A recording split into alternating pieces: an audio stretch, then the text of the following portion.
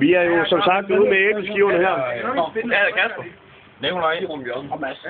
Kasper, Nikolaj og Mads, I står her med en masse æbleskiver. Konkurrencen er meget simpel. Vi skal have fundet ud af, hvem der kan have flest æbleskiver i munden på én gang. Og I er hver udstyret med 6 æbleskiver, hvis I mangler. Så har vi nogen der, eller Mads han står klar, eller også har vi den her. Så jeg synes bare, at vi skal sige værsgo, sæt i gang. Lad os se, hvem der kan have flest æbleskiver i munden.